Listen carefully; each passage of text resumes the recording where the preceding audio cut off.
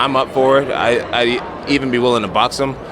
Jon Jones is ready to fight Tyson Fury in a boxing ring.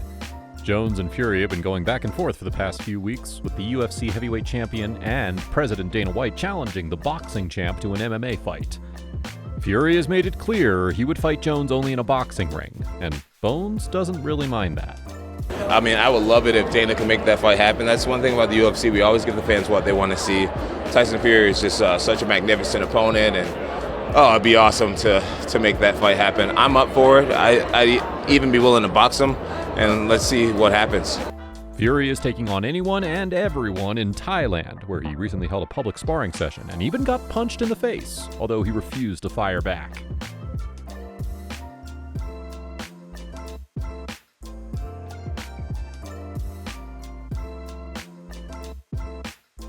With his move up to heavyweight and growing hope of a potential fight against Tyson Fury, Jones has buried the hatchet with a past foe. In a recent interview, Jones surprised everyone by calling Israel Adesanya his favorite MMA fighter. Quote, "In the UFC, my favorite fighter right now, I hate to admit it, but I would say Israel Adesanya. Israel Adesanya, he and I are not friends, but he's probably the most entertaining guy in the organization right now. His whole story with Alex Pereira, that whole saga they had, it was probably the most entertaining thing I've seen out of the UFC in a while."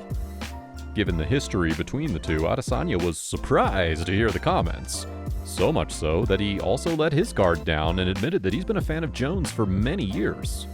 I mean, I was a fan, and then I think he was as well, but then he mentioned something about like, oh, I'd like to fight Israel, and I was like, why the f is he want to fight me? I'm middleweight. But then I responded back, and then we had beef, and then for a few years it was like that. Then after I fought Costa, it went really deep, and then that was a fight. That was around the time it could have happened, but I don't know what happened, scheduling, COVID reasons, whatever, and I fought Jan. But yeah, real recognized real, I put it that way. Dana White has come to Conor McGregor's defense after he recently punched and injured an NBA mascot. But before moving forward with that story, please take a moment to subscribe and turn on your notifications. Thank you.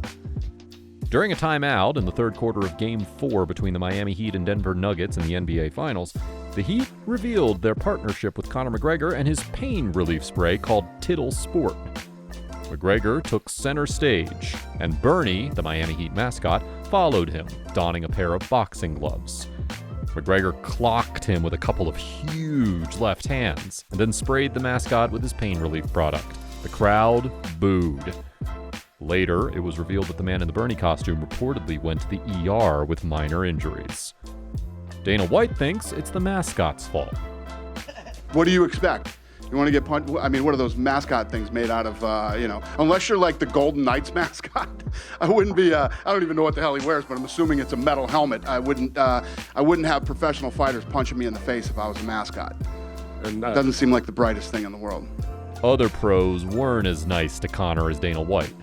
Ben Askren boom roasted McGregor in a tweet. Quote, "This is the most training footage I've seen from Conor in a long time. I'm not sure if he'll be ready for Michael Chandler."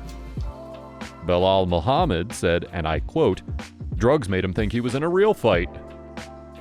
The exhibition boxing match between Jon Gotti III and Floyd Mayweather has taken a toxic turn. The fight that took place this past weekend was stopped in the 6th round by the referee after the two fighters refused to stop talking trash. Once the fight was stopped, a brawl ensued.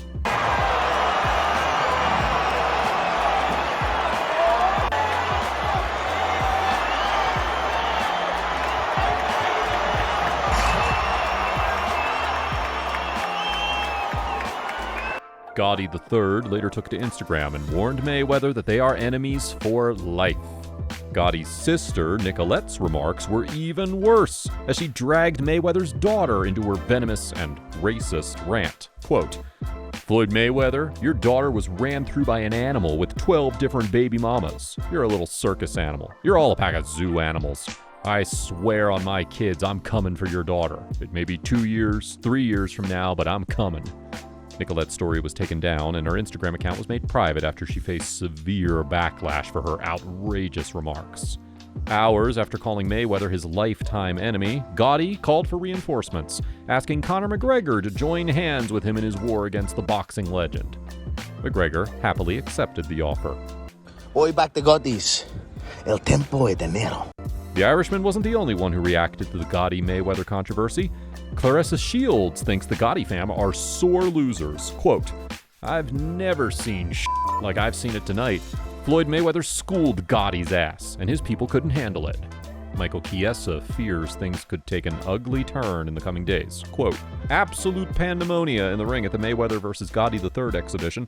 This could get really ugly, especially in the aftermath of the event." What do you make of the Gotti-Mayweather brawl and the chaos that followed? Dwayne "The Rock" Johnson has offered a helping hand to Timba Gorimba after the Zimbabwean revealed that he only had $7 in his bank account prior to his victory against Takashi Sato at UFC Vegas 73. I didn't have money. If you look in my bank account, there's $7 right now. In my bank account, there's $7, you know? And I have to enjoy this. I don't know how much I'm getting paid, actually, because you know what? All I focused on this fight was to get the win.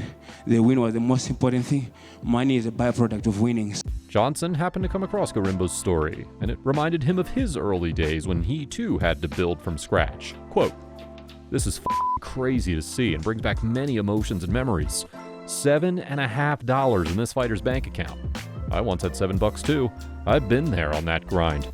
I got your back, brother. I'll help. You got this. I'll be in touch, Timba. Hashtag hardest workers in the room." In response, Timba said, and I quote, "Bless you, brother. God's work."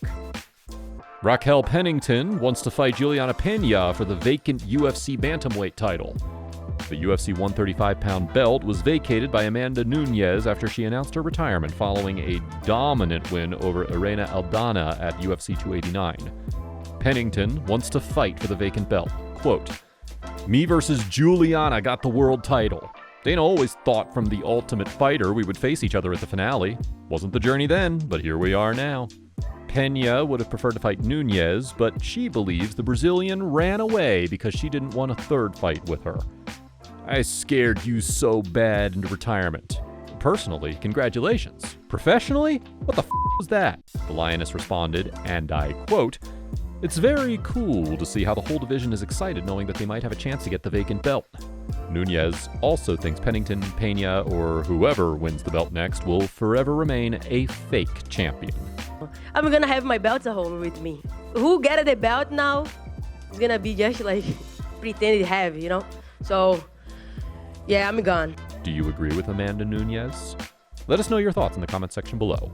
To stay up to date with the latest happenings in the world of MMA, please subscribe to our channel and turn on those notifications. Thanks for your continued love and support, and we'll see you in the next one.